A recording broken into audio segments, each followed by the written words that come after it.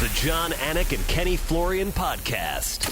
John, Anik, and Kenny Florian. I fucking love them. I can't get enough of them. Let's hear that Boston next. Big jab there from Duffy, and Frank Mir is hurt now. Down goes Duffy, out cold. Frank Mir does it again. Rock'em sock'em robots here. Oh my goodness. Hyperbole. There are a couple of absolutely self-involved bullshit artists. Here are your hosts, John, Anik, and Kenny Florian. Oh, here we go, folks. Here we go. Hope we look handsome. It's episode 355 of the Anik and Florian podcast. Sunday, July 3rd, 2022. The show today presented in part by UFC Fight Pass. See the best that UFC Fight Pass has to offer on the Fight Pass 24/7 stream, offering a constant channel of historic fight action all day, all night. Tune in, sit back, and enjoy a network created by fans for fans. Step into our world, UFCFightPass.com. If I didn't read enough promos last night, we're starting with a promo today. I'm glad it's off my chest. Ken Flo, it's great to see you. Sunday, July 3rd, what are we doing?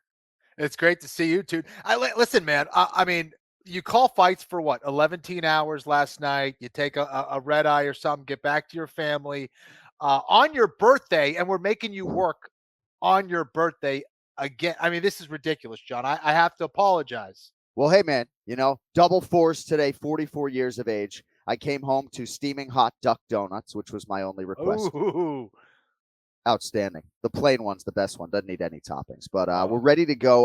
Full UFC 276 recap coming up today. And we did mention presented in part by UFC Fight Pass. So we are going to be doing some exclusive content for them. Of course, the Anik and Florian podcast is going to remain. But we would kindly ask you, if you are a UFC Fight Pass subscriber, or maybe if you are considering becoming one, to check out what we did, because humbly, I feel like our inaugural segment for Fight Pass is some of the better content we've created. We look back at Ken Flo's win over Alvin Robinson at UFC 73. And obviously on that platform, we have the video rights to watch it back. And, you know, as the president of Team Florian, I just got to say, I had the time of my life watching you fucking smash his face into the ground. It was fun, man. It was fun looking back. And, you know, I think like with so many things, right? There's so many things that people don't know about things that happened before the fight, after the fight, during the fight, and getting a chance to just share that with some of the fans that maybe saw it, maybe they didn't, was pretty cool and fun for me. And thank you guys for allowing me to do it. Ken Flo never fought on a prelim in his career. This fight with Robinson was actually a swing bout. It happened after a middleweight title fight between Anderson Silva and Nate Marquardt. So you get all that backstory and more Anik and Florian podcast content, of course, coming up on UFC Fight Pass in a couple weeks. We're not going to exclusively look back at Kenny's fights. I mean, early on, we're going to look back at a lot of his, so I can just be a dick about it. Get ready, Joseph Lozon. Hey, Clay Guida, get ready, bud. No, I'm just kidding. But we are going to be watching back some historic fights, a lot of them finishes, right? So we won't be keeping you for 35 minutes, but we're very excited about that segment. In many respects, the brainchild of our executive producer, Cody Merrill. So we're very excited about that. But let us get into UFC 276 and what was obviously a busy week, International Fight Week 2022. Time permitting, we will get into the PFL in Atlanta so I can, throw some flowers to Kayla Harrison, whom I absolutely love. Also, some thoughts on the Hall of Fame induction ceremony, time permitting, on the way out as well. But we will begin with UFC 276. T-Mobile was rocking, man, if I can say that. T-Mobile was fucking rocking. They want me to cuss less. I don't know what to tell you. I really don't know what to tell you. This is me. I overheard one of my daughters say to my mother today, like, Daddy swears a lot. Came in, I'm like, you're fucking right, he does. It's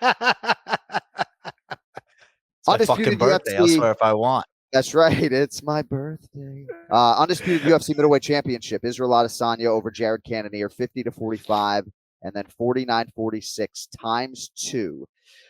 I went up and did the post-fight show, and Anthony Lionheart-Smith was critical of Adesanya, not for the performance per se, but just for suggesting that the performance was going to be something different than this. Now, it's an analyst's job to be critical, and I like the fact that Anthony Smith is fearless when it comes to being critical. As far as I'm concerned, you know, this is a successful title defense and a champion who emerges without a scratch on him. And I do believe that even though we're in an entertainment sport, that entertaining the masses, so to speak, does come second to winning. Dominant, clean performance for Israel Adesanya. Perhaps I thought Cannonier did win that third round, so 49-46 for me. I know Izzy is a little bit disappointed, but no better man to sort of assess what we saw than you. So what were your thoughts on the latest title defense for the last style bet. Yeah, I can see where Anthony Smith is coming from in that Israel Adesanya was perhaps billing something that was going to happen that didn't. The reality is Israel Adesanya is a highly, highly skillful and intelligent fighter, and he's a counter fighter. He requires a very certain dance partner. And Cannonier typically is that dance partner, similar to what I thought about Pedro Munoz versus Sean O'Malley. I thought it would be a perfect matchup for him. Pedro Munoz didn't fight how Pedro Munoz typically fights, and Jared Cannonier took, I thought, a very different approach in this fight against Adesanya because Adesanya is such a damn good counter fighter. Yeah. So the reality is that that's the way Adesanya fights. Izzy is a counter fighter. He needs you to come forward, be throwing stuff at him for him to slip and rip and counter you with good shots that you don't see. That's how he knocks people out typically, is as they're coming forward. Again, I always refer to this fight, but the one against Robert Whittaker the first time around, that's how he caught Whittaker and knocked him out. He lures you in, and Cannonier was very careful in how he came forward. And when he did come forward, he was going all the way into the clinch and kind of fighting that clinch fighting style with Izzy up against the cage, which, at times was not the most entertaining. And I get that. But, for people who maybe thought a different thing was going to happen or maybe had a different perspective on who Adesanya is and the way that he fights, just know that he is a counter fighter of the highest quality in mixed martial arts. And he's not the kind of guy that is going to deliver all this offense coming forward and walk you down. That's not the way he's built. That's not the way that he has, organized his skills. Yeah. So, some fans obviously are looking for more entertainment, and I don't blame them, and I respect that take. Some fan wrote to me like, why we keep hearing Anik say, undisputed king of the middleweights is because there haven't necessarily been a lot of moments to cap like that per se. His fight with Kelvin Gastelum, in which he sustained a lot of damage, might be the greatest fight that I've ever called. I happen to watch some of it back in advance of this one. I mean, there certainly have been some shining moments for him. And, he did go at the media a little bit, suggesting that he can do the media's job and they can't do his. So sort of be careful with their words. I'm here with a healthy dose of respect for this team and this athlete. And, it's really a tricky thing at the highest level. At the end of the day, my thesis statement on the fight is that, the champ didn't have a scratch on him, and the onus is on the challenger, who was down and was very much, implored by head coach John Crouch to go for the finish and really get after it in that fifth round. And I just would say, Ken Flo, Glover Teixeira said recently when he was going into the fifth round of the Alexander Gustafsson fight in 2017 or whenever it was, his coaches basically said, like, go get knocked out if you have to, but you need to finish him. And you know what happened? He got knocked out, and right. I know you've been in a fifth round of a fight against Jose Aldo where potentially you needed the knockout. I mean, 2-1 Florian after 3 rounds for me, for sure. So, but, where does the blame reside, if there is any? And what were your thoughts on Cannonier's performance? Certainly he had a good game plan in terms of not allowing Izzy to get to those secondary weapons. Yeah, I thought that he did a good job of not allowing Adesanya to counter with that second, third, and fourth shot repeatedly. He was very good about how he managed the distance and when he came in. And he was basically, trying to get Adesanya to be impatient. Adesanya has a tremendous amount of big fight experience now and wasn't playing that game, and also was utilizing his long-range weapons very well. I didn't understand Cannonier going for the takedown. Cannonier, okay, you can take him down, maybe work some ground and pound, but that's not like the strength of his game. I would have liked to seen him get to the clinch and then fight that, Muay Thai style knee elbow combination and look for that big shot off of the clinch and kind of get to the clinch, break off with punches, attack the body a little bit more, stay busier, when he was, I thought, wasting a lot of time trying to pursue a takedown that I didn't think was going to bring about the strength of his game. I think the strength of his game is getting in tight, hitting you with a short shot that messes you up. And I don't think Cannonier was bringing as much of that as I would have liked. But certainly didn't take a lot of damage in that fight, like as a lot of people thought Adesanya was going to put on him. So And I think it also shows a certain level of intelligence that, he was able to adjust his game. Cannonier is that guy who likes to walk forward, just repeatedly look for that knockout. And he didn't fight in that way because he knew that probably was going to get him knocked out. Right. So that was the tough thing. And to go back to your point, John, and I think it's a point that's very accurate and important, that, similar to Floyd Mayweather, we didn't watch Floyd Mayweather because we were looking for this dazzling performance of overwhelming offense and a guy who was going to knock you out. He was there to show the art of boxing, the art of hitting and not getting hit. And, I always talk about this, but, he would dazzle you with defense. And like, a lot of people are like, well, that's not very dazzling. But for those who do it and those who have been around the sport for a long time, to be in close and to get professional boxers of the highest quality to miss and get countered and to let guys, throw themselves off balance when they've been doing this their whole life. That's what Floyd Mayweather was all about. And Adesanya has shades of that, right? He does similar things. It's like you're watching more of an art form than you are a guy who is like a Robbie Lawler or a Brian Barberena who's going to walk forward like a juggernaut and just try to entertain you and make it a bloodfest. Yeah. Certainly, you heard Adesanya has a healthy respect for that other corner, and he was excited about the Eugene Behrman versus John Crouch head coaching component of this fight. And I think you bring up a very good point when it comes to the Cannonier clinch because, he did realize success there and landed a lot of knees to the inside of Adesanya's leg. And, freestyle wrestling, you're right, he told us was not a part of the game plan. I mean, he did go to it in the third round. I did think Cannonier lost the first 2 rounds, and I did give him the third, perhaps generously according to some. I was actually going to lead the show with Alexander Volkanovski today, but I thought I would swear way too much and not really give you much in terms of content. So I led with this, but just sort of putting a bow on Cannonier in round 5 and his obligation to maybe throw caution to the wind. Like if he just goes street fight in round 5, right at the beginning of round 5, is there a 90% chance he gets knocked out? Like, what are you telling me? Right? Because I'm not saying that he was there for a moral victory, but he certainly didn't, and maybe there was a fatigue issue, but the first 2 minutes of the 5th round to me was a missed opportunity for Kennedy. Listen, I think you're right. I would have liked to seen a more aggressive approach in round 5 because, yes, Adesanya maybe could have knocked him out, but his chances to knock out Cannonier I thought was early, the first 3 rounds, first 15 minutes. And I think that Cannonier kept kind of going to that single leg and clinch unnecessarily for control, as opposed like you're not there to control him. You're the power guy. Right. Adesanya is not the power guy. He's the control the distance guy, try to counter you. Cannonier was not bringing forth all of his weapons, which is get in your face, short range, look for those devastating hooks, knees, and elbows. And he didn't throw enough. Like, I don't know how many, he maybe threw 2 or 3 elbows the whole fight. Again, this is me just remembering from last night, but I was like expecting to see like 30 elbow knee combinations last night, and those were not there. When you get a guy who is, high on power, who has that kind of explosiveness in close, you need to bring those weapons to bear. And I don't think he was doing that. And especially in round 5, John, I think you're absolutely correct. Yeah. If you're a UFC fighter listening to this, tweet me the word elbows and we'll have you on the show next week. They need to be thrown more often in mixed martial arts. Yes.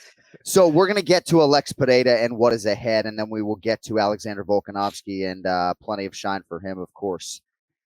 But Alex Pereira in this feature bout on pay-per-view beat Sean Strickland by knockout 2 minutes and 30 seconds into round number 1. So Daniel Cormier and I got to meet Sean Strickland for the first time at the fighter meeting, if you can believe that. We did not call his last 6 fights, all of them wins. The last time we called a fight of his, he lost UFC 224 in 2018 at welterweight to Eliseo Zaleski dos Santos. But I love Sean Strickland. I had a chance to host the press conference. He's absolutely hilarious. Like, I need Sean Strickland content.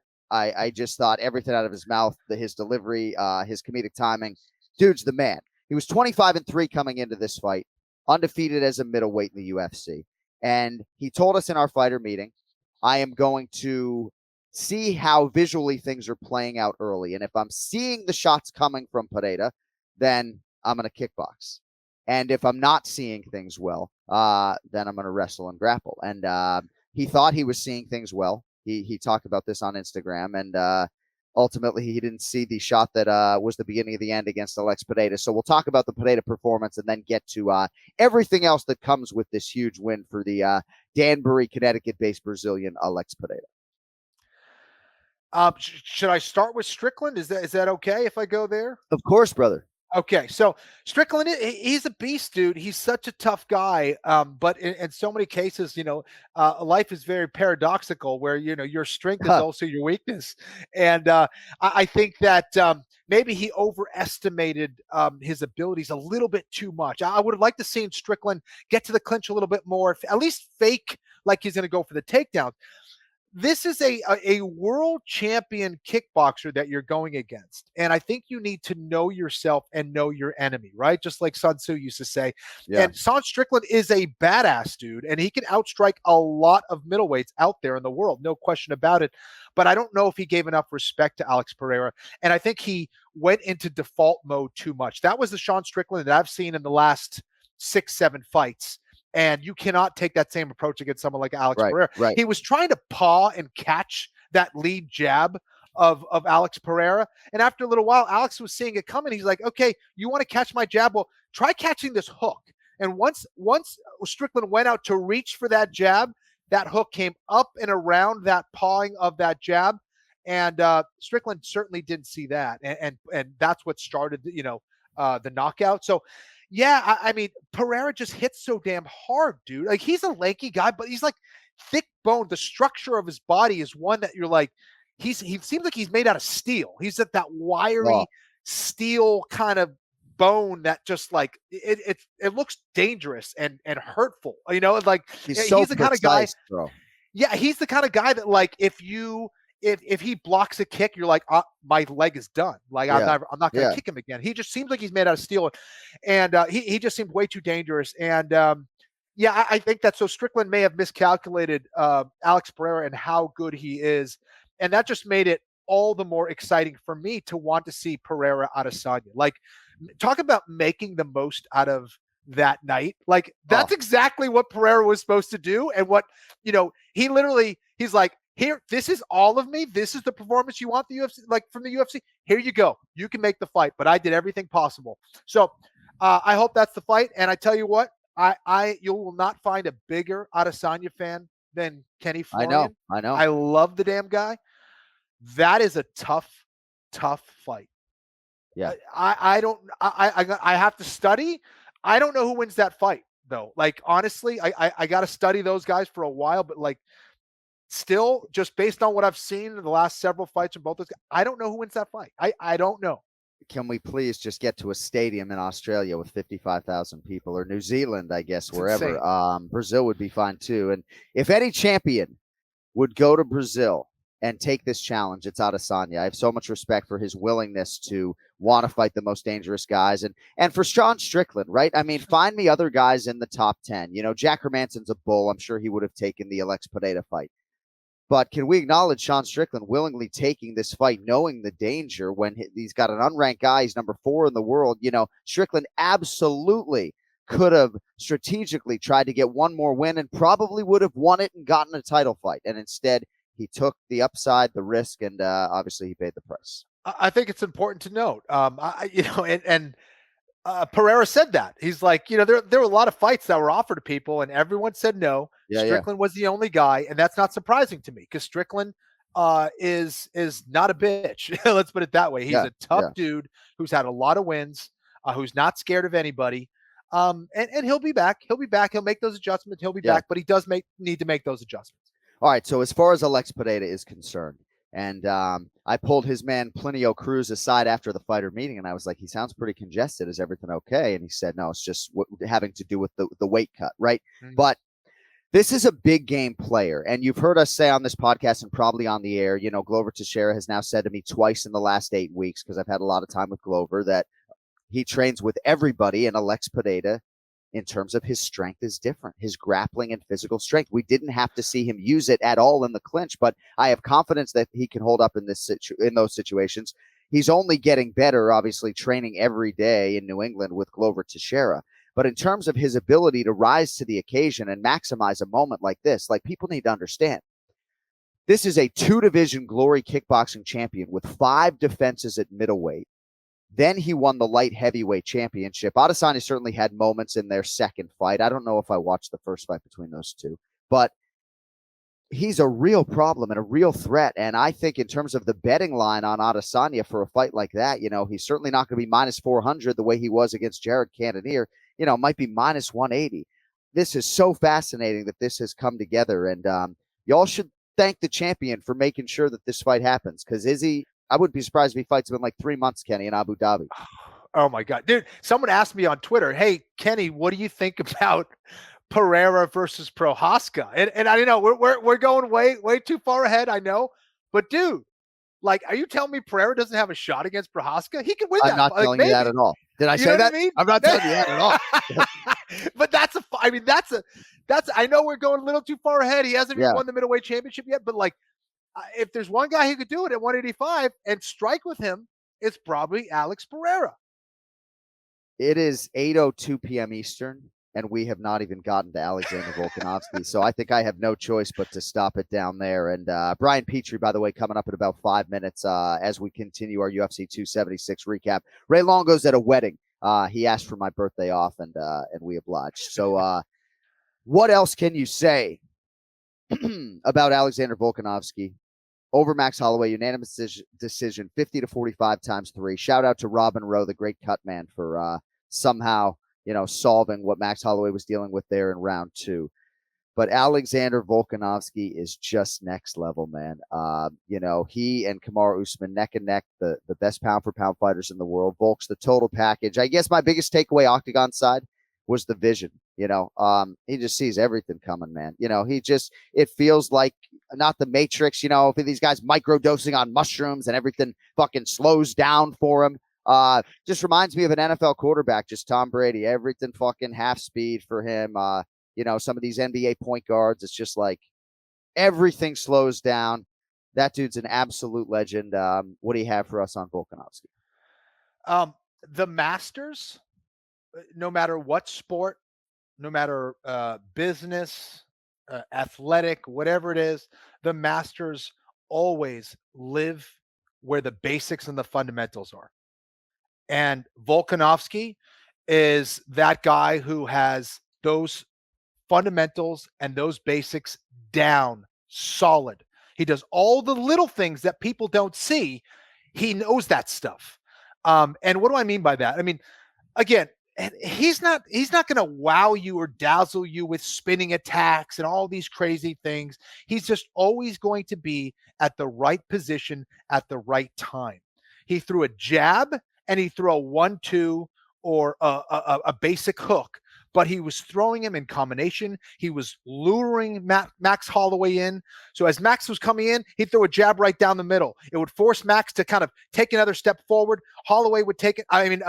Volkanovski would take another half step back, land a little combination, and then slip off and never allow Holloway to follow up with those 3, 4, 5 combinations and even let him get going. Now, if Holloway was hesitant to come forward, he would feint, freeze up Holloway, and then come forward with like a 1-2 and break off again. So it was just brilliant stuff, masterful stuff from Alexander Volkanovski that set him apart from who many people believe was the best 145-pounder in the world in Max Holloway. Certainly top 3, right? I mean, it's Aldo, it's Holloway, and Volkanovski. Nobody else. Right. Okay? I mean, Connor obviously has head-to-head wins over Aldo and Max, but no, didn't defend a featherweight title, and yeah. Right. Different time, different, all that stuff. Yeah. And you could talk about, so, but the manner in which Volkanovski did this was just extremely impressive. No, who does that to Max Holloway? Dude. Who does it? You can beat Max Holloway. You can beat Max Holloway, but you don't do it like that. Like, Volkanovski got touched maybe once or twice. Like, it looked like he got touched once or twice, but it was just unfreaking believable, dude. And Holloway is such a stud, but Volkanovski showed he's at a different level. Look at that. All right. So this right here, if you're watching on video, is a piece of artwork that was created for Max's win over Calvin Kattar, which I believe is the greatest singular performance in UFC history in Abu Dhabi. Ross Baines, you're the man. Okay. My fight credentials, by the way, back there. You can see that. Really compelling content on the audio side right now. That wasn't the Max that we saw this night. He wasn't nearly as fast as the fighter in Abu Dhabi that night. And certainly a lot of that can be chalked up to Volkanovski's greatness. And by the way, Volkanovski, it appears, broke his hand in round 2. And I guess he acknowledged that to his corner. And they were like, we don't want to hear you talk about that for the rest of the fight. And he's like, okay, right. I love this whole team. I don't need this. I have another one. You're right. But Max Holloway, Volkanovski very early on in this fight was talking trash to Holloway, saying, oh, much faster, man. You're not on my level. Like, there was a definite speed discrepancy. And, I don't know if it was an off night for Max or, how the cut went or the energy expenditure. Max Holloway has been in a lot of fights. And his last 2 performances against Kattar and Yair Rodriguez were absolutely outstanding. But I just think even just early on, it just didn't seem like the snap and the speed and the vintage Max Holloway was there, at least to my eyes. Yeah, Max requires you to be in front of him. He's got good footwork. He doesn't have great footwork. Volkanovski has great footwork. And that's the difference. That's always going to be the thing, I think, that really sets apart the good strikers from the truly elite strikers. Volkanovski, and let's just, be frank, the Team City Kickboxing, they're just doing things differently, man. Again, Eugene Behrman and all those guys, all the coaches over there, kudos to those guys. They're doing an amazing job with their fighters, and it's rare. It shouldn't be rare, but it's extremely rare that you see a champion like Alexander Volkanovski continue to get better. It shows an intelligence, a work ethic, and an athleticism that is rare. That is truly rare in this day and age. And Volkanovski set himself apart from every other 145 pounder in the world last night. And I was just wowed by the performance. Yeah. Well put, my man. Truly an elite athlete. And to Frank Hickman and Andre Paulette and Ash and everybody else and Tim Simpson, I'm glad that Joe Rogan on the broadcast acknowledged the American Kickboxing Academy, because I do think in terms of the stateside teams, that would be the point of comparison for me, just in terms of how unified AKA is. But man, I've just never seen anything like it, and how they build each other up. And, if you don't think that Kai Kara-France is going to be inspired by all of this as he gets his first championship opportunity later this month, so much respect for Alexander Volkanovski. As to what is next, the world's his oyster at this point in time. At featherweight, Josh Emmett, Arnold Allen, I think both, you could argue, have put a body of work on paper that is enough to get a title shot. Certainly at Josh Emmett's stage of career and given the injuries and age, I wouldn't mind seeing it. But a couple of title defenses ago, we started talking about a move up to lightweight with Alexander Volkanovski, and I think he wanted a little bit more meat on the bone as far as his featherweight legacy was concerned. He wanted closure in the Holloway series, which, man, did he achieve last night. Obviously there are lightweights that are worthy of a championship opportunity against Charles Oliveira. So I'd kind of like to see maybe a Josh Emmett title fight right now in 3 or 4 months, although the broken hand might get in the way of all of that. But Volk has talked a lot about staying active. So, if you want to put your fucking promoter's hat on, what would you do with Alexander Volkanovski, and what do you think he wants to do?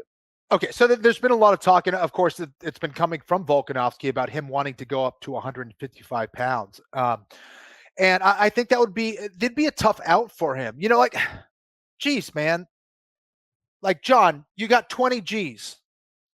And Alexander Volkanovski fights Arman Tsarukyan, the number 15 guy at 155 pounds. Yeah. Are you feeling comfortable putting 20 G's on Alexander Volkanovski?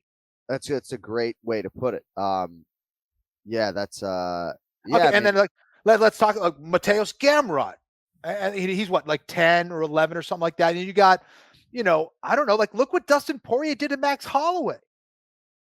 Yeah. 155, it's just a problem. You got Makhachev, you got Charles Oliveira, of course, at the top. Chandler, Poirier, Gaethje. I think he might beat a guy like a Gaethje. I think he might be too technical, but damn, Gaethje's a big dude, man. Yeah, Holloway made Volkanovski look small, and technique-wise, skill-wise, Volkanovski is as good or better than all those guys at 155 pounds. Like, he's right there with the top 5. Absolutely.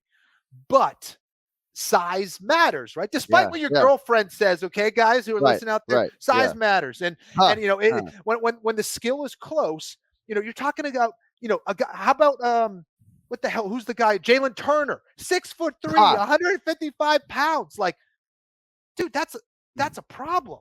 Yeah. No, that's fair. Huge. Does that make and sense? Even though Alexander Volkanovski, when he played rugby league, was 214 pounds, he's still 5'6". He did have a longer reach than Max Holloway. He is deceptively long, I would say, as far as his arms are concerned. But no, I mean, fair points all, right? But I think ultimately, at this stage of Volkanovski's career, right, remarkably, it took him, however, 5-6 years in the UFC to get into the Hall of Fame and become the greatest consensus featherweight of all time. It's about money, Right. And I hear that. And listen, sorry to go back, I would say probably Emmett. Let's make the Emmett fight. Right. There's nothing wrong with being the absolute best in your weight class. Right. And I know he wants big fights, and he absolutely deserves big fights. So Volkanovski, who gives a shit about what I say? Yeah. Go and get it. Go and get it because you freaking deserve it. No matter what it is. But it's like, dude, when you're that good, he should be getting that at 145 pounds. Why does he need some other? You're right. You know what I mean? Well, right. But yeah, he wants to make more money. He should be getting paid more. If it needs to, if going up to 155 is the only way he can get it done, so be it. And I don't know that to be true. I really don't know that to be true. Okay. I think the pay-per-view this weekend figured to have done pretty well, and hopefully he reaps the benefits of that. But those are all very good points, and we're all excited to see what the future holds for Alexander the Great. All right, plenty more on UFC 276 as we welcome in Big Gun Brian Petrie to the conversation. I'm glad Jalen Turner's name got brought up here in the A block. BP, what's up, my man? What's going on, boys? Happy birthday, Johnny. How you guys doing? Thank you, buddy. We're doing great. How are you doing? I'm doing fantastic. Had a good night last night. Wallet is fat. Let's go. Let's go, baby. Tell me a little bit quickly about the action before we tell me a little bit about your action, your tickets before we move on to some of these other performances. I gave out a slime ball parlay, which I have on my shirt, and I gave out an extra slimy one. It's always 3 legs. I added a 4th leg with Pereira, which was 6-1, 7-1. But I had Sean O'Malley, which pushed, so it ended up being 5-1. But I put a hefty number of units on that. I had Jalen Turner by any kind of finish, which was very helpful. And then I had Izzy, but a very small change. But it was the 2 parlays. I hit both parlays. That's really what did it. And then last week I had Chris Curtis, so my bankroll was pretty fat. Now it's even fatter. Went and bought a chainsaw today. I got to go cut some trees down. I'm a fucking just lumberjack nowadays, I guess. But no, it was good, man. It was good. It was a good night. UFC 276 was wild, man. Yeah, it was a wild night, and sometimes it's just so chaotic on pay-per-view, and this was a particularly chaotic night with all of the celebrities and everything else. One time I'm doing a single shot. You may have noticed we worked in a few more single on cameras. I noticed that. Yeah, look good. Broadcast. Yeah, shout out to my producers, Zach Candido and Michael Lappy LaPlante. Wanted to see my face more on television. I like that. Yeah, I don't know. That was not my request. But anyway, I'm getting ready to do one of those stand-ups, and I see in my periphery, out of the corner of my eye, a fist reaching out to me, and I look down, and Shaq's there to give me a fist. Yeah. Like, let's fucking go. Shout out Chris Pratt. First fight of the night, he was there. Yep. Joey Bucket Hatch, Joey Burrows was there. I love it. Man, and so was Jesse Bates and Uwuzie, who are also both Bengals. So I got to those guys. Sorry they didn't get the verbal mention. I know. Yeah, it's all right. Joey Bucket Hatch. I did get a pronunciation on the not Jesse Bates, but the other guy. I did have the pronunciation BP ready to go. Uwuzie. Yeah, he's a stud. All right, so I quickly just wanted to get your 2 cents on Volkanovski, and then we'll get to Bam Bam Barberena and Munoz and Turner and everybody else. Your thoughts on Alexander Volkanovski in all his glory last night? Unbelievable. I mean, I played Max. I picked Max because, and then I was even more confident all week how hyped up Max was, the behind-the-scenes stuff. I am the Heat, brother, and then really emotional. And the second fight was very close. I'm like, oh, this third fight he's going to put together, but Volkanovski just proved that he made just a little bit bigger of a jump. And we all can argue or debate if Max was off or not. I think DC and you guys really covered it well on the broadcast. I just think Volkanovski was that good. Max did look a little slower. He looked like the cut could have bothered me. It looked like he was stuck in mud at times, but Volkanovski's different, man. And that blew me away. I have no idea how this guy gets booed and how I know everyone loves Max Holloway, but everyone should be fans of this guy. He seems like a good dude. And he's awesome. And he's unbelievable. And you guys were discussing if he goes to the 55, and Kenny made a great point. I mean, the benefit for him going up to 55 is he'll get a title shot and or title fight, right?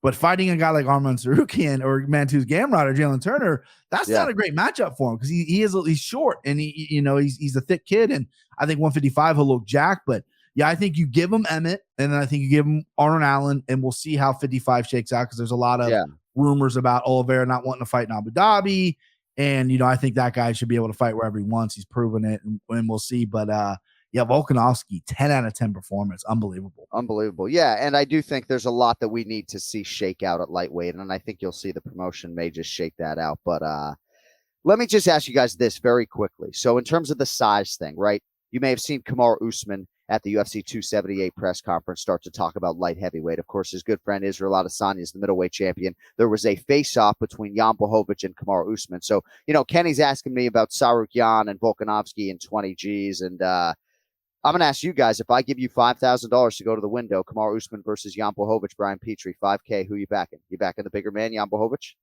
Usman. I'll go Usman for that X Factor wrestling. I saw them do the stare down. They did like a jokey stare down in the back, face to face. Kamaru Usman didn't look, Jan's a big 205, but Kamaru Usman didn't look that small.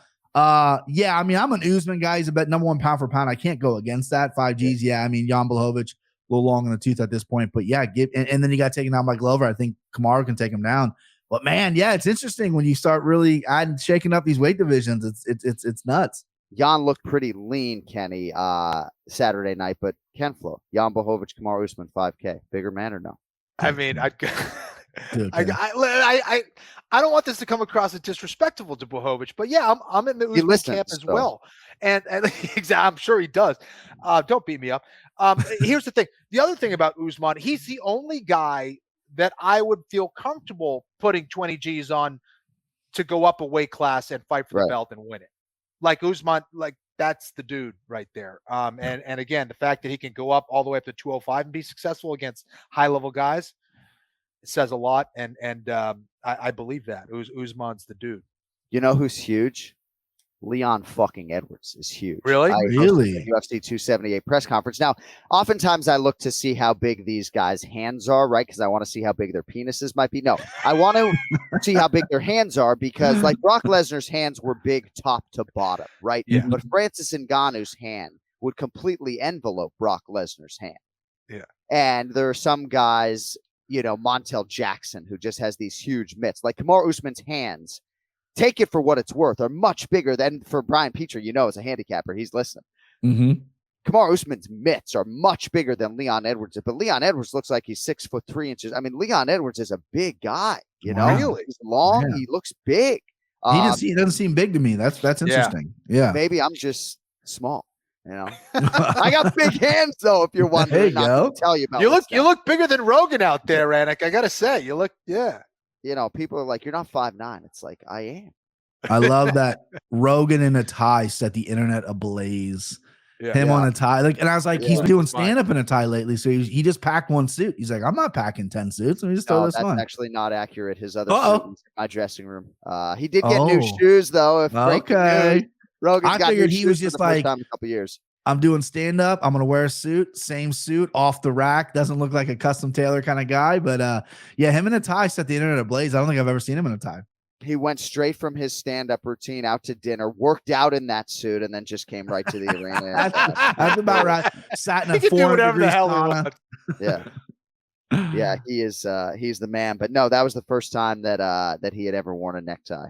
Working with me, I worked with him for the first time in 2012. I think I've never seen him wear a tie. That's crazy. Got a thick neck. No, I'm gonna mess with him later on well, Instagram. And it wasn't fully up, Kenny. It wasn't all the way up. It was a little loose. You had to keep it a little casual. I thought he looked great though. I do. He looked great. I thought he looked great. I liked it. It. All right. You know what I really liked? Jalen Turner. I'll get back to Bam Bam Barberina of that, I can assure you. But, dude, Jalen fucking Turner, 5 straight finishes, finally gets the bonus, 6'3". You may have heard us say on the broadcast he had a very bad weight cut for his previous fight, I believe, against Jamie Malaki. Not a bad weight cut at all. I mean, it's nuts, man. Like, as a 152-pound man myself right now, that this dude weighs 155, and then this time he's like skipping off the scale. I've never felt worse about myself physically. Kenny, what did you make of Jalen Turner? He has a lot of skills. His fight IQ is exceedingly high, comes from a great team, submission skills, striking skills, size, poise. I think he's the total package. I think he's going to make his way to the top 5 potentially, if not higher. Again, if he was, anyone who's outside the top 15, if you were looking at it like a UFC draft, he would be my number 1 pick as far as guys to potentially get in the top 5 and maybe win the belt in the future. He's young. He's got the physical skills. I love his mindset. He's a fighter, but also a martial artist. He continues to evolve. He knows how to adapt during fights. He's got a high level of intelligence as a fighter, makes the right decisions, aggressive without being stupid. I love it. I mean, the sky's the limit for the kid. And went out there and made it look easy and what was a beautiful setup and finish to that knockout. I mean, just gorgeous stuff for a guy who's tall and lanky. You think, oh, he's kind of more the counter type guy like an Adesanya. He's got power to go forward and knock your ass out too. So good luck dealing with that guy, no easy task. I think if he continues to develop his wrestling and grappling skills and, continue on the trajectory with his striking as well, that's tough for anybody. Yeah, we'll see if long-term he can make the weight. I feel pretty confident that he can, especially given what we saw on Friday. And the punch that led to the submission came off a read. Brian, Jalen Turner seems like a Brian Petrie type of fighter. Oh, definitely. My idiot brain, I saw him fight live in Atlanta against Rivola. He can just get grounded, lost a decision. Oh, yeah. So I wrote him off. And then now I'm finally back on the train because I opened my goddamn eyes. But the right hand was beautiful, big, powerful. Like Kenny said, usually these long guys are counters. He led the dance. It was exceptionally fast. And you're getting a Brad Riddell who's in camp with Volkanovski, who I'm sure they're head-to-head training partners with a similar size. Izzy, Kai Car-France coming up, with a fight soon. So you got a sharp Brad Riddell. And I love the way after they went to the ground, Jalen immediately went for that neck. Because when these guys with really long arms, some of the guys, you're just like, man, just learn some like really good basic chokes. And he wrapped that up, repositioned his hands, and it was just death. And Brad Riddell just had nothing to do. And I agree with Kenny. I mean, I want to see him go against some of these wrestlers. That's still my biggest question mark with them. But if he can get that weight cut right, I mean, he's enormous, and confidence is building, and he's good everywhere. Yeah, Kempflo, thematically, this was a pretty good night for offensive jiu-jitsu. You love to see it, I was loving it, man. I was loving it. And that's a good point. Like, geez, Turner, he may develop into a welterweight. He's still pretty young. 6'3", dude. Oh, yeah. Man, he's a specimen, and he has a lot of pet tarantulas. All right, Brian Barberina over Robbie Lawler, and it was a TKO in round 2. Petrie, we'll start with you on this one. Yes.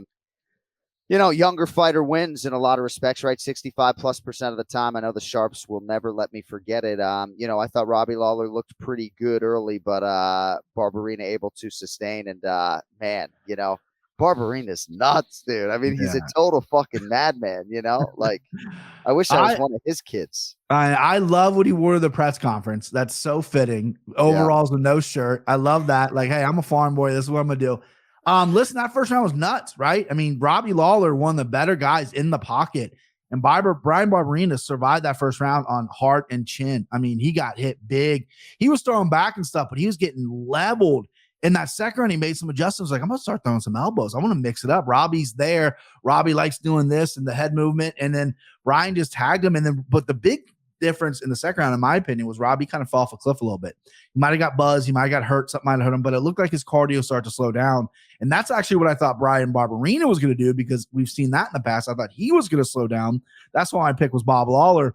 But, Brian Barberina is nails. And I'm glad that he got the win. I'm glad that he got the cheers because we booed him in Ohio. The guy deserves it. Seems like a cool guy.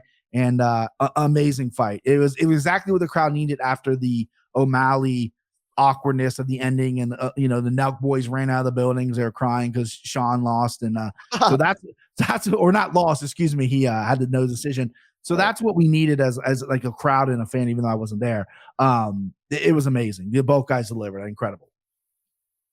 Yeah, listen, Barberena's an absolute savage, and I agree. Petrie pretty much broke it down beautifully. I was really surprised by his conditioning, dude. How many punches did he throw? He did not get tired. It was like he was just warming up in round one. Farm work, that Bam family farm, man. Dude, gotta be. I mean, I don't know what it was, but he looked phenomenal conditioning wise. His chin is just ridiculous. He's so damn durable. But on the other side of things, it was sad because. Again, we saw a little bit of that in the Nick Diaz fight, even when he won. But Robbie Lawler, that was one of those fights where it was like, okay, like he probably should be wrapping it up at this point because, again, you're telling me Robbie Lawler from even 5 years ago that would have happened to him? I don't think so. It seemed like conditioning wise or durability wise, I'm stating the obvious. He certainly had much more.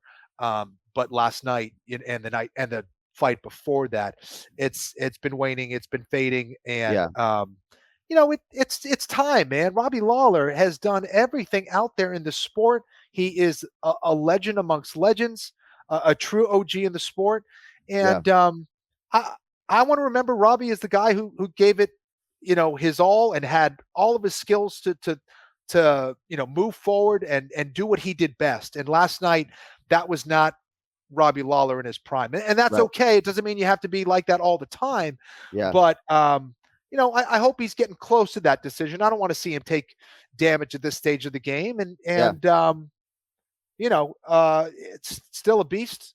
But that was one of those where I was like, I hope Robbie's done close to this. And I think that's fair. And I think it's one thing for a pro fighter like yourself, who 3 times fought for the UFC title, to say that. I obviously have said repeatedly, I'm not in the business of retiring fighters, but given all the fanfare for Robbie this week, and I can tell you the loudest ovations were reserved for Robbie Lawler at the press conference, and Max Holloway, of course, on the 9th Island getting plenty of shine. But when he walked out, like, there was so much Lawler love, and I don't think it would necessarily be a bad way to go out. I do agree, Kenny, in terms of the durability didn't seem to be there, and just the wherewithal to sort of get out of harm's way and reset. He's just sort of hanging out there. It seems like he's enjoying segueing in part into the next phase and coaching, maybe more than he thought he would enjoy coaching the young athletes. So that's a good sign. So we'll see. But obviously an absolute legend. And Barberena has set himself up for some big fights. Now, I flew back to Miami with Santiago Ponzinibbio. And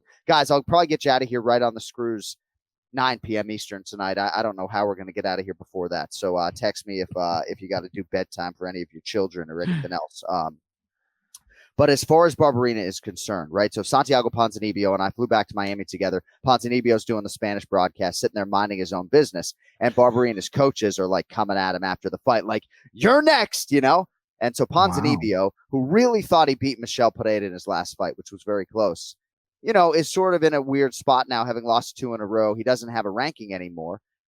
Let's go. I mean, I think that's a great fight. Ponzinibbio's ready to go. So we're making the fight here on the Anik and Florian podcast. Brian Barberena versus Santiago Ponzinibbio. Sean Shelby, I believe you handle the welterweights if you're listening. Yes, and yes, the Barberena corner right next to that Spanish commentary desk. So we'll see if that happens. Pedro Munoz and Sean O'Malley, fellas. Ends anticlimactically. I will say I did give the first round to Sean O'Malley because of a couple of punches that I thought were damaging, even though 2 of the 3 judges gave the first round to Pedro Munoz courtesy of the leg kicks. Now, Pedro Munoz's eye is really bad. Like, you ain't fighting Sean O'Malley with one eye. So any suggestion that he was quitting or looking for a way out, he was saying, I can't see. And part of me was thinking, well, open the eye a little bit. He couldn't open the eye. There is real damage there. But, Jack Slack MMA, great follow and just great MMA mind. He sort of was suggesting before the fight, or maybe retroactively, but that, didn't like the matchup for Pedro Munoz. Felt like the way Pedro Munoz needed to win the matchup was just to mirror stances like that and just do leg kicks to both legs. And basically that's it, right? And fuck if that wasn't the game plan, Ken Flo, that he came out with and realized a lot of success.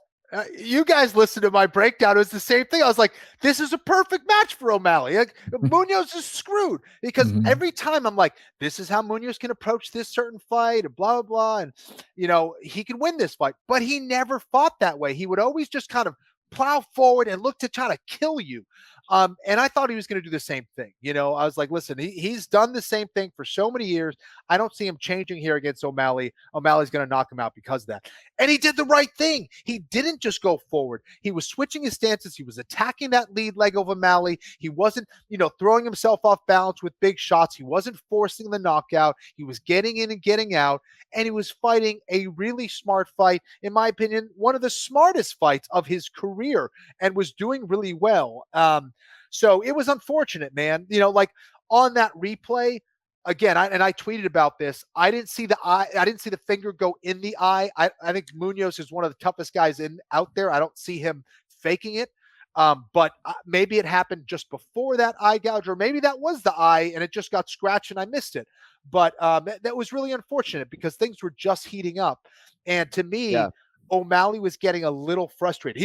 I thought he was winning that second round, but he was getting a little frustrated because O'Malley is that guy that needs that very specific dance partner, or at least looks best when he has that very specific dance partner who is coming forward, trying to take his head off. O'Malley is a counter guy, and he's a long counter guy, and he's fast and he's sharp, and he, knows how to catch you coming forward.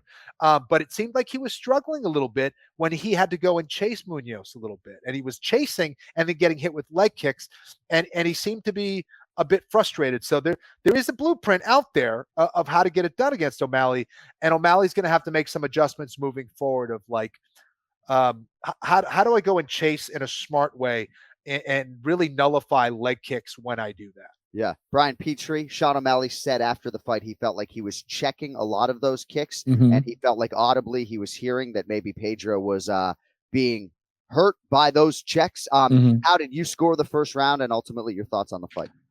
First round's tough. I mean, I'm really a bad scorer. I mean, I probably lean Pedro, but there was a lot of leg kicks that were checked. And there was a couple times where Pedro loaded up to throw a kick and he was like, ooh, probably because his foot or his shin hurt. But it was very competitive. I agree with Kenny though. Sean looked frustrated. He looked a little off. Second round, he started kind of getting up a little bit. His corner gave him straight advice. Like, he's throwing naked leg kicks. Just fucking snipe him. You got the advantage. Just throw that right hand. Looked like he froze a little bit. But listen, I'm an accountability guy. I'm going to go ahead and hold myself accountable. I threw up a tweet. I said, if I didn't respect Munoz, I'd say he quit. Okay. Now, of course, I don't think he quit because he faked an eye poke. My thesis, or whatever you want to call it, was because he rushed. He wouldn't give 5 minutes. I thought Herzog did great. Herzog, let's just relax. He goes, no, he fouled me twice. I can't see. And I'm like, okay. And he goes, Herzog's like, okay. And the doctor's like, all right, we got 5 minutes. He goes, no, twice now. I can't see. And I'm like, is this guy really looking for a DQ? So, of course, me being money on the fight, being a green colored glasses idiot, I sent that tweet out. I'm going to stand by it. I don't think he quit. I think Pedro Munoz is an absolute stud. I've seen pictures today. His eye's fucking jacked. Right. Obviously, I didn't see I'm with Kenny. I didn't necessarily see the poke, but anything can happen in there. He's got a scratch cornea or whatever it is. But I was just like, he's rushing instead of waiting for the 5 minutes. It reminded me of the Jeremy Stevens eye poke against Yair. Jeremy just couldn't get his eye open. His eye see shut. That was really bad. Yeah. And he waited 5 minutes, and afterwards he couldn't do it. And I just feel like Pedro's like, nah, he fouled me. Fuck it. I can't see within 30 seconds. So that was my thing. Go ahead. Go give it to me. So we did show a second replay that clearly showed a fairly bad eye poke. Technically, you don't get 5 minutes for an eye poke the way you do a groin strike. Right. We do expect that we can affect change as far as that language is concerned. And I think eventually that will be righted. But you did see in the title fight when Jared Cannonier got poked in the eye, and they suggested bringing in the doctor. I mean, he didn't want to hear any of that noise. So I did believe that it was a quick reaction from Pedro, and Herzog, obviously understanding this is a pay-per-view opener, a big fight, he would like it to continue. But I think Pedro understood the damage maybe that he had sustained, but it's not that, part of me probably internally, subconsciously was judging a little bit at first, like, man, what's going on here? He really is saying the one thing you can't say and saying it right away, right? Well, you can't say, I can't see. All right. Well, I'm a big believer in Sean O'Malley, and I don't know if they're going to do that fight again or what they're going to do, but perhaps they'll be able to turn Sean around quickly. I mean, he barely even broke a sweat. I mean, that'd be a good fight. I mean, do you guys think that's main event fight night worthy or no? You mean I think it is now. Yeah, to do a rematch. I think so, right? Yeah. because they had a little steam even before the fight. Now Sean is going out there saying he won every second of the fight. And Pedro's like, well, look at you fucking scratched my eye up. So now there can really be a nice little buildup, I think. Yeah, and John, to go back to your first round analysis of that fight, yeah, I think that fight could have gone either way. I thought maybe they were leaning towards towards Munoz, but I definitely think O'Malley has a case for that first round too. He landed some really sharp punches on the feet, and I thought those kicks were, some of those kicks were being blocked as well. It wasn't changing the way O'Malley was fighting him. Let's put it that way. It's not like he was limping at all. So I don't know. O'Malley's had a lot of weird circumstances in his career already. I mean, he has an outstanding pro record, great finishing rate, but the Andrei Sukhomtov fight, getting injured sort of and surviving in that fight. And then obviously the perennial nerve thing, not trying to take anything away from Marlon Chito Vera. And now this no contest, had a torn labrum in his hip. I think maybe some plantar fasciitis potentially, but I really do believe that eventually he's gonna work his way into title contention. He is really, really good and really, really fast. And I can't tell you how many times, having called most of his UFC career, how many times this athlete is inches away from sending someone to what are the young kids at the fucking Shadow Realm or whatever? Shadow Realm, there it is. Inches away all the time, So, but yeah, certainly an anticlimactic way to begin the pay-per-view portion. All right. Before we move along to our predictions for UFC Fight Night, I'm just going to throw a few things at you guys, and you tell me what you want to talk about. Ian Gary clean, 30-27 times 3 over Gabriel Green. Dracus du Plessis in the middleweight division is fucking enormous, and he's a promoter's dream, the South African with his fighting style. Andre Muniz clean over Uriah Hall, who just refuses to be submitted. Jessica I and Donald Cowboy Cerrone both retire. Jim Miller, 40 UFC fights, Kenny. 40 UFC fights. Now, there was a time in Jim Miller's UFC career, and I've said this before, but I remember on ESPN MMA Live in 2008, wasn't breaking news, but we announced on a 3-shot, a 3-topic full screen, Jim and Dan Miller signed with the UFC in 2008. Here we are 14 years later. Guy has 40 UFC fights. 40 fucking UFC walks. There was a time in his career where he lost 4 in a row and 8 of 12. And now he's won 3 fights in a row. So any final thoughts on 276? Kempflo, we'll start with you. John, do you know how bad my back hurts? Like, what did we say? I had like 15 fights in the UFC. Is that what we were talking about? More like than that. 50, whatever. I don't know how many fights. There's 16, 17 fights. 40 fight, dude, 40. He has twice as many. My back would be broken in half. And that would be like, maybe like, I can't understand the durability of Jim Miller. And again, it's not even that. It's not like he's fighting and losing. He's fighting and winning a lot of these fights. He's, beating some young guns as well. It's amazing what he's done. And again, this is Lyme disease, Jim Miller, too. Yeah, he had to deal with that and all the other things that he had to deal with outside of his life. Like he is an absolute warrior, man. It's great to see a guy like Jim Miller who comes from just about my era. And to still see him fighting and be successful is just amazing. Cody's saying right now he had a win over Oliveira. It's very, very impressive. 24 UFC wins, number crazy. 1 all time. Great to see Cerrone retire. I think this was coming down the pipeline. I love that he's got other things going on, acting. He's killing it on that front. Jessica I, she's been, fighting forever as well, it seems. And I think she made the right choice as well. Always like to see that. And man, what else? I mean, there's a lot of great fights out there. Du Plessis, tough guy, dude. Like he had a pace in round 1. I'm like, there's no way this guy is going to be able. He's either looking for the knockout in the first like 7 minutes or that's it, but he's not going to be able to go 15 minutes. And I forget which one of you guys said it. And I thought it was perfectly said, is that after he actually got tired, he looked way better because he had settled down and was kind of more picking his shots and was, instead of just going like a madman, was way more composed and picking his shots of when to enter and when to land shots. And he kind of just overwhelmed, gosh, I'm like, why am I blanking on? Brad Tavares. Tavares. Sorry, I don't want to say Brian Tavares. Brad Tavares. I'm sorry. Just Tavares just kind of had it, couldn't keep up with that pace. That was another banger of a fight. Yeah, Tavares is just tough as hell. I have so much respect for that guy. It certainly wasn't me who said that about Dricus du Plessis, but I will say Thursday night I got about 10 minutes backstage with the great Khabib Nurmagomedov, and one of the things he imparted upon me, it's amazing how much wisdom you can get from a guy like that in 10 minutes. Like, totally fucking blown away by his brain. But he basically talked about, most athletes being more tired after round 1 than round 2 because of, something that happens with your system and your heart rate and everything else, but du Plessis is one of those hardest workers in the room type guys, married to the game. But even knowing the commitment and knowing everything that comes out of our fighter meeting, I still didn't think he was going to be able to sustain that pace.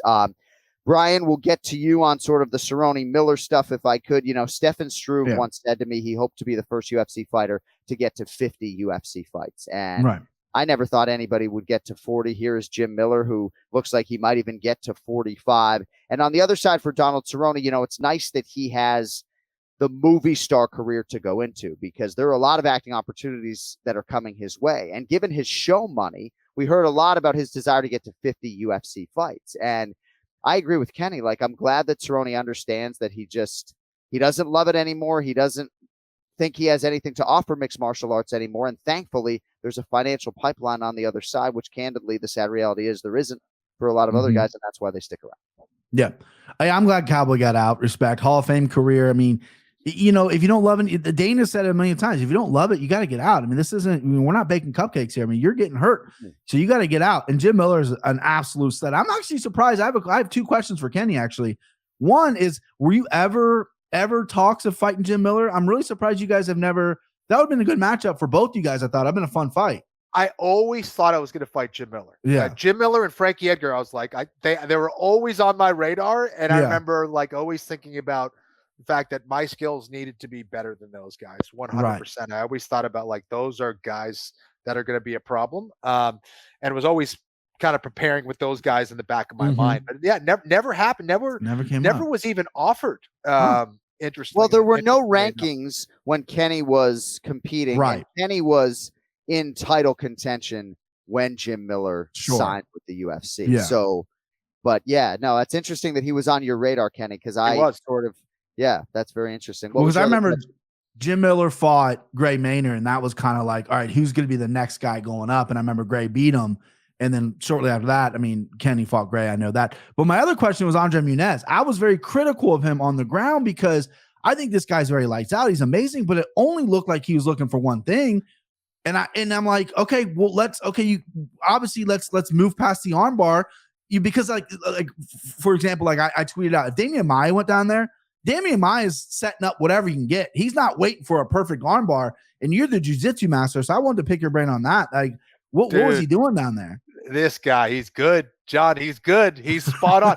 100%. I was like, why is he just looking for this damn armbar? First of all, as far as, again, I've said this before, as far as submissions, if you have the choice, again, life or death situation, if you have the choice of a choke or an armbar, please go for the choke. The choke's a done deal. You shut off the blood to the brain. They get put out. They go to sleep.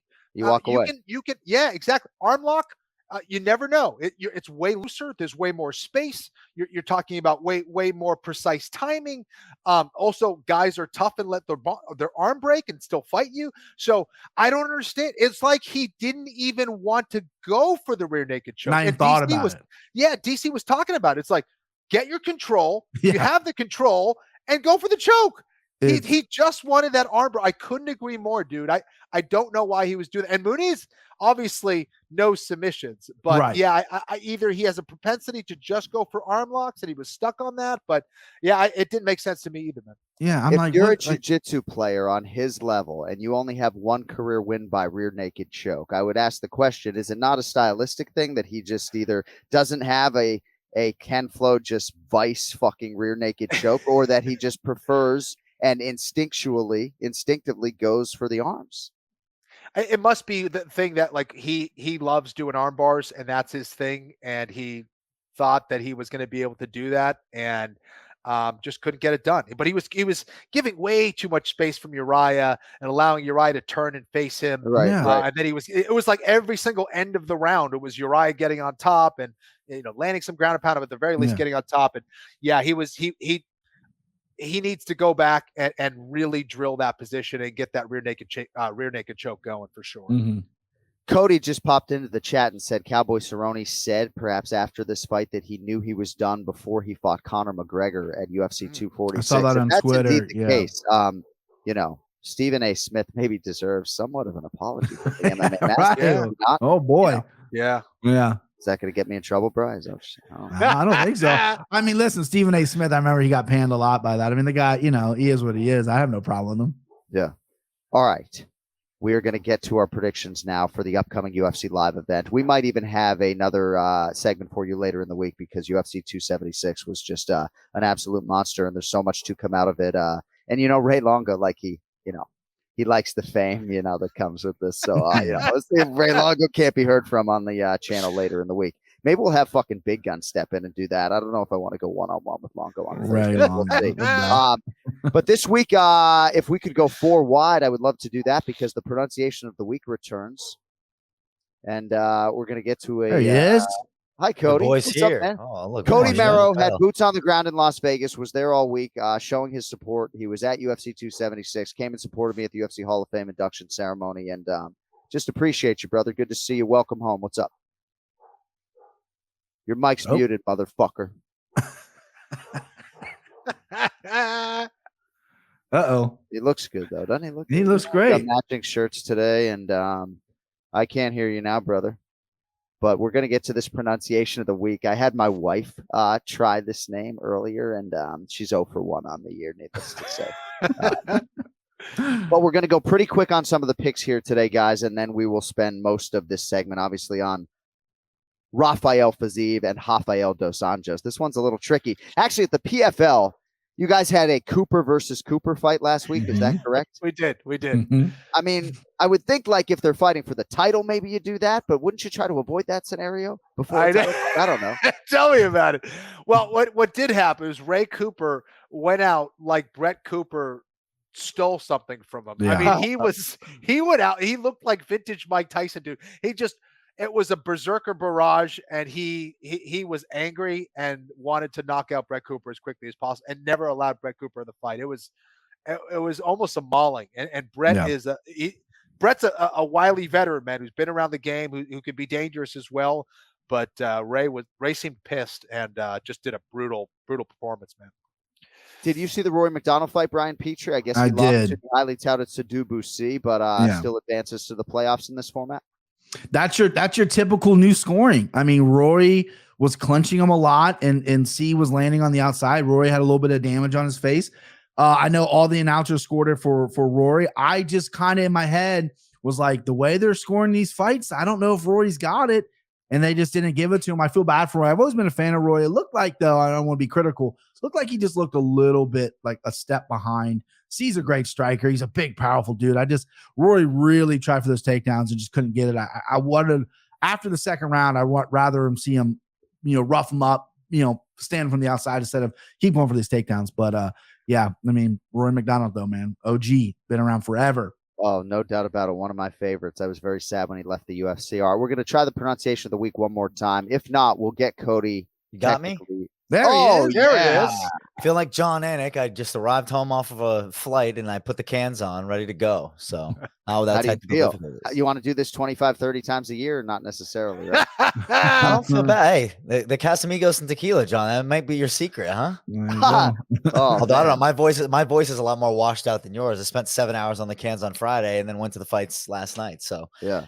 Hell of a card. Telling me that after I called to pay for you last night, he's complaining about his voice. Is that what he's doing? No, I actually slept 4 hours on the red eye, which almost never happens. And then I was able to take a 2.5 hour nap because I have a great wife and it's my 44th birthday. So when you say, honey, I really need to sleep for a podcast, it's like, what are you going to say? Like on your spouse's birthday? Like, honey, Cody, this is your moment though. Well, granted, I mean, boots on the ground. When I saw John after the Hall of Fame, which fantastic job, John. The Hall of Fame ceremony was amazing. I mean, you didn't use my joke, which I thought, probably would have gotten rehearsal.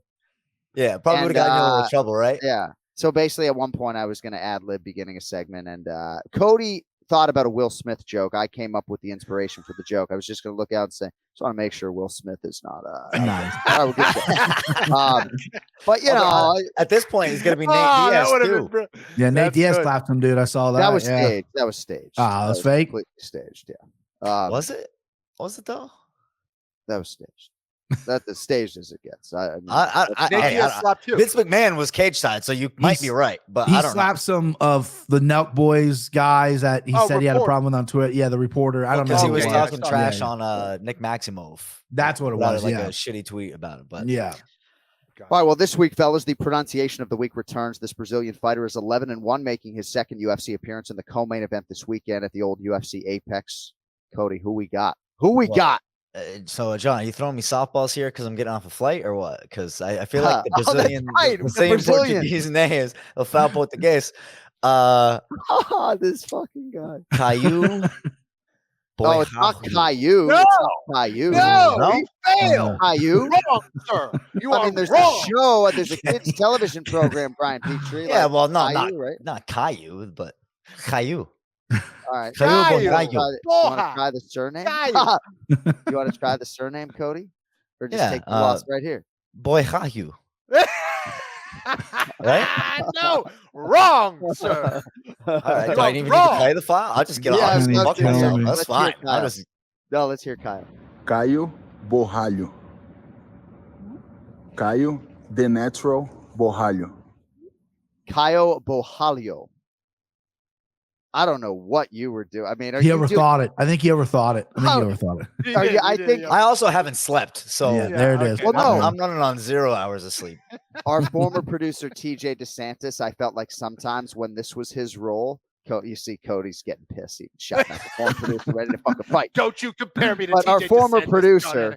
I think sometimes would, for the segment's sake, just, butcher the name. It's kind of, he sounded like today, maybe for the segment's sake, you just wanted to absolutely, Yeah, right, Cody? Butcher That's what you For the did, content. right? No, For that's the exactly content. accurate. I mean, Yeah. I know John so well that he just picks up on my jokes. Like I Yeah. can't even sarcasm the guy. He just picks up right on. get that. We will talk to you later and get all of the meat on the bone marrow, and the marrow seconds. Cody, later. we We're love Thank you, gonna fellas. get to Thank you, some picks. fellas. All right, so let us get to the picks, and Cody will maybe update the standings. But if you don't feel like doing that right now, you don't need to worry about it. Who do you guys think won last week anyway? Kenny and I were pretty similar. I Okay. can't even Yeah. remember if we had a descending pick because he picked Max too. Okay. And All he right. picked Pereira as well. Those are the two that I think would be descending. But I think I don't remember. How you guys going to fade Volkanovski? No, I'm just kidding. All right. At lightweight, Jamie Malarkey, -190. Michael Johnson, +155. Johnson picked up his first win since 2018. Recently, actually, it was a knockout of Alan Patrick exactly 8 weeks later. He returns here against Malarkey, who saw his 2-fight winning streak stopped rather remarkably by the aforementioned Jalen Turner. That was UFC 272 in March. Brian Petrie. Malarkey about a 2-1 favorite here over the credentialed Michael Johnson. Which way are you going? Hi, my name is Brian Petrie, and I'm addicted to betting Michael Johnson. I can't get away. This guy's so good, right? He's 2017, which is an absurd record, but he's good. And then it's like he falls apart, and then he went away for a year, and because he was very active, and he came back and said, "Like, I cleaned up a lot of shit in my life. I'm back." He looked good against Patrick, who's a. I mean, he's not a high level guy, but he's a tough out, right? We saw Mason Jones struggle with him. And Michael Johnson's speed, his power, just everything's there. The thing is right here. This is what gets in his way. They had Jamie Malarkey, who's got 2 wins in the UFC, I believe. Both guys I don't think are in the UFC anymore. Kama Worthy and Devontae Smith. It's coming off a loss over a finish loss. Got knocked out by Jalen Turner, which again we talked about how big of a beast that guy is. But I like his move. He once was a former opponent of Volkanovski. He's like, fuck it, I'm gonna go train with this guy. Same with Brad Riddell. Got knocked around by Brad Riddell in his UFC debut. But man, Michael Johnson, just athleticism is just so good. I mean, Malarkey, the only way, he likes to stay long. He's slow though, and the only way I see him winning if he really kind of hunts for a takedown and wants to get on top. But I think Michael Johnson early in his career really showed good wrestling chops. Speed, athleticism. Give me Michael Johnson at a plus number. I can't get away from it. Yeah, Kenny, I think a lot of people are going to have to take a hard look at that +155 on the Johnson side. Malarkey figures to be very motivated, given what happened against Jalen. But what are your thoughts on the fight, ultimately the price, and which way are you going? I was hoping BP would have gone with Malarkey, but he's too smart, John. He's too smart. I'm telling you. Yeah, no, listen, I think there's a lot of value here in Michael Johnson. Malarkey's going to throw down. He's so aggressive. He's a lot of fun to watch. And I think these are the kind of fights where Michael Johnson can kind of take advantage of that situation. I'm surprised that Malarkey is as big as a favorite as he is. I don't think Michael Johnson's done at this point. I think he still has some fight in him. Yeah, give me MJ. How do you not say Malaki in a Boston accent? I know. I said smart, but I didn't say Malaki. I almost tried it, but I don't want to get laughed off the screen, so I just left it. Well, dude, I know our time is Don't worry, short, BP. but, I already did that for you. Brian, I don't know if you saw the exclusive segment we did on Fight Pass. I did. I loved it. I loved it. Int'l, like, I never had a Boston accent that thick. Okay, Right. I just didn't. And obviously, he was fucking training in Somerville and all over fucking Braintree, fucking Danvers. But like, just go to that segment on UFC Fight Pass and listen to the way he says the word mounts. I mean, he sounds like he grew up with parents who had the thickest fucking Boston twang in the city. I mean, my God, you know. All right, we got to move on to the bantamweights here. Nurmagomedov minus 250. Douglas Silva de Andrade is plus 200. Nurmagomedov, no relation, 4-1 in the UFC, coming off a huge submission win over Cody Stamann. Silva de Andrade just getting no respect here from the bettors, despite a lot of success. I know 37 years of age, Brian, that factors into the price and the handicap for sure. But D Silva's body of work, win over Marlon Chito Vera, a couple straight wins, beat Sergey Morozov. Your thoughts on this fight, and are you laying the chalky price with Nurmagomedov? Yeah, I'm a chalk boy. You know, it just, I really took a hard look at Silva de Andrade because he got tuned up against Morozov in that first round. I thought it was done, and then he came back and finished him. He's a bricked up dude. He's got a great record. Inconsistency with his to how many times he fights. He's been in the UFC forever. He just doesn't fight a lot.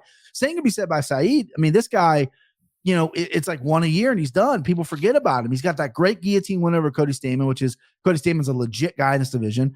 He's got the skills. He's long and lanky. He's got striking. His one loss is a Hani Barcelos, who I think is a legit guy as well. He's a good grappler, and that was a very competitive fight. But yeah, I'm going to lay the chalk. I mean, listen, the value's all on de Andrade. I just think Said's going to take it to him early, jump up on him early, and then maybe kind of coast for a decision. I don't see a finish here because de Andrade is very tough, but give me Said by decision. Kenflo, what do you got, kid? Yeah, man. Said Nurmagomedov, I'm a big fan. I think he's a tremendous grappler and integrates his striking extremely well. Now, you know, can he get caught by de Andrade? Yeah, I think he can. I just don't see it happening. I think Nurmagomedov's got too many skills, and I think he's too consistent. I like him as well.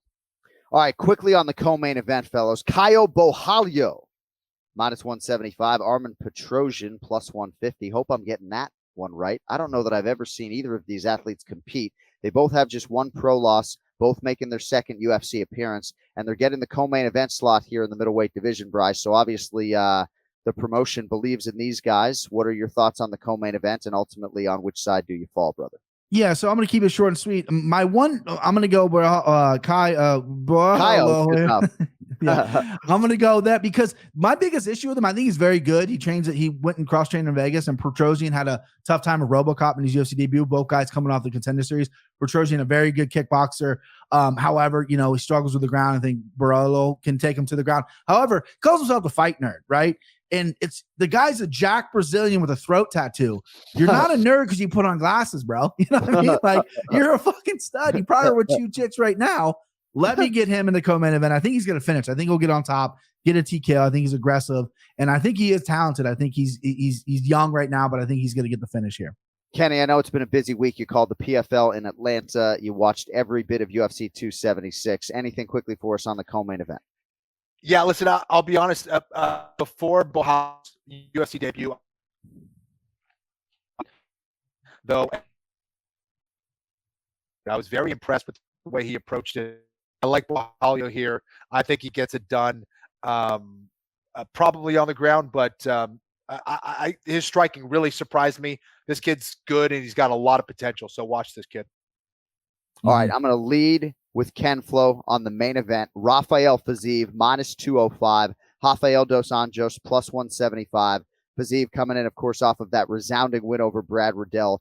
31st UFC fight for the legend Rafael dos Anjos, one of my absolute favorites. My head was spinning, so when I went to prep today, I literally lost track of how many main events and big fights this guy has been in, Kenny. And I'm going to bang the drum so fucking hard for RDA to get into the UFC Hall of Fame. I'm going to bang it like I've never banged it for anybody else. Won the lightweight title, defended it, 30-plus UFC fights. But Ken Flo, he is an underdog here against Rafael Fiziev. How do you handicap the main event? This is an interesting one. I think that Dos Anjos has some value here. I think that Fiziev is a fantastic striker. I think he's a little bit sharper and faster than Dos Anjos. If the fight stays on the feet, I think Fiziev wins this one.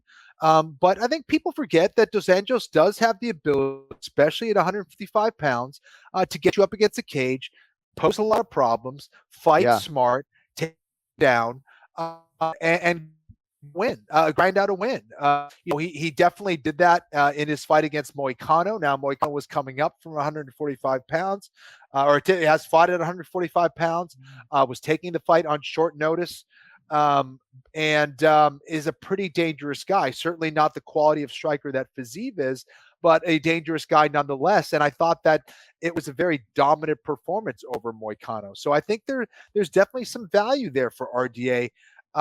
Fiziev seems like he's extremely athletic, extremely talented, very sharp with his striking.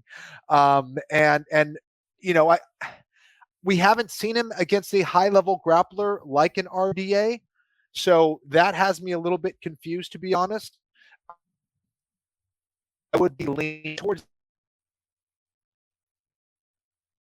Getting a little choppy here with Ken Flo, who just went out completely as he was about to give his selection. Ray was about to give his pick. Thank God we got to the UFC 276 stuff. So I don't know if Cody has the ability to mute Ken Flo. Hey, Kenny. You're going in and out. Sorry. Thankfully, I can hear you now. We just need the pick. We got everything up until the actual prediction. Let's go with RDA. I'll go with RDA. RDA plus 175 for Ken Flo, who has been streaking pretty well with his predictions of late. And we close out the picks with Brian Petrie on the main event. Fiziev, Dos Anjos. Who do you have, kid? God, I love this number on RDA, and I thought Kenny was gonna go the other way with this shiny new toy at 155 that no one, we haven't really seen a lot yet. I mean, he's been finished once, but I was by a backlist. Listen, I go back to the Bobby Green fight. The Bobby Green fight. Bobby Green's is a well-rounded guy. I think RDA is a more better version of Bobby Green with better takedowns, bigger, stronger, better striking. And Fiziev, I thought he struggled a little bit. Both times, that's okay. Both times, okay. Rafael, is that his name? There he is. It's actually Again, Rafael, the marbles in the mouth, John. It's just like my craft, my life's work is having I know practiced these a million times, dude. So real quick before Heidi Dean, who is a fan of everyone on this show, she watches my podcast and she'll send me the files of everyone I mispronounce and goes, no way. I swear to God. She goes, John studies these, and she's just like busting my balls. It's so funny. Like I struggle with last time I did the show, I forget. I mean, it's like 3 of them. She's like, here they are. And they were pretty easy ones too. Anyway, I'm going RDA. I love the price. I love that. I think he's going to grapple. I love him back at 55. He's in Brazil now as well. He's got his whole new training camp circled around him in Brazil. Give me him. I think he's going to, at this number, and I think he's going to climb too. I think he's going to get closer to 2. I think a lot of people are going to fade him in this spot just because of his age and the wear and tear and everything. But I like RDA. I love it. Yeah. Give me RDA, babe. Interesting. And I appreciate the nice words about the pronunciations, but it really does come down to practice, Yeah, that's what you said. Because otherwise I'd be out there saying Brad Quake Rydell, Right. All right, my man. Great to see. If you want more from Brian Petrie, he does a podcast called the MMA Takes Podcast. And you can find him on social media at Brian Petrie MMA. Twitter is his primary social media conduit. VP. Much love. Have a great weekend. We will talk to you, of course, in advance of Yair Rodriguez and Brian Ortega coming up on ABC. Appreciate you very much. Awesome, boys. I'll see you. John, happy birthday again, and have a good week, boys. Thank you, buddy. There he is, the great Brian Petrie, Big Gun, with us here on the Anik and Florian podcast. I mean, you using that word mount on our UFC Suit 73 exclusive was just unbelievable. Got the mount.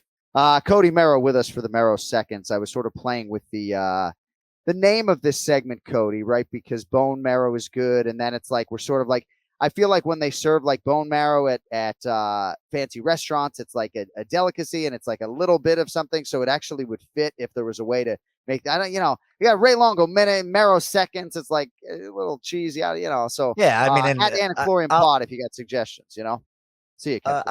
Good decision. I last longer than Ray, So why should I get shafted with the seconds and he's got minutes? I should be the Merrow hours. You know what I'm saying? All right. So what did we miss, and what do you have for us on the way out? We just lost Ken Flo technically, so if he can refresh, he'll be back in. Otherwise, we'll close it out without him. What do you got, Cody? Well, I'm bringing Ken Flo back in, but yeah, John, much respect for the pronunciation. Alex Pereira, that's one that's done a lot. You hear that a lot of different ways the last week. And so to hear you get that, right, is very impressive. And Charles Oliveira, Davison Figueiredo. Come on, man. What are you doing to me, man? What are you doing to me? No, so real talk on the Merrow Seconds. I have never been more intimidated by a man, by an aura, than Davison Figueiredo. When I met him, walked by him, literally have never been more scared of somebody who was 5'3" in my entire life, ever. Just emits this aura, and I'm sure he just has this energy of I'll kill you. I think he's closer to 5'5", but yeah, that's very interesting. I really I don't anything below 5'6", I really can't see. So yeah. Just what else did you pick up on in Vegas there, kid? Well, once again, shout out Heidi Dean. Just what a sweetheart. Just the absolute, one of the best people in the whole game, wanted to jump back on Brian's shout out there. I tweeted this, if Brian Tavares wasn't Hawaiian, he's getting finished in the second round of that fight. I mean, what is he made out of? That fight was insane. In person, also, that Adesanya walkout was nuts in the building. Absolutely crazy. So I was lucky enough, John, and thank you again. I was sitting next to DC's brothers. And so his older brother he's got a cane. He's from the South, and he's talking. He's like, man, I'll tell you. He's like, I like Cannonier by decision. He's like, you should put in that live bet right now. The walkout started. He tapped me on the shoulder. He goes, man, I hope you didn't put in that bet. So that walkout was crazy. So if you didn't see it, he did the whole Undertaker routine from professional wrestling with the urn that said Jared on it. DC was so in his element that I literally went like this. I sort of gave him a gesture like, would you like to lead Adesanya's walk here, right? Because traditionally I lead the walk and then I pass the baton to either Joe or DC. And I was looking at him like, do you want to lead this, man? You look pretty fired up, because Joe and I have no idea what we're watching right now.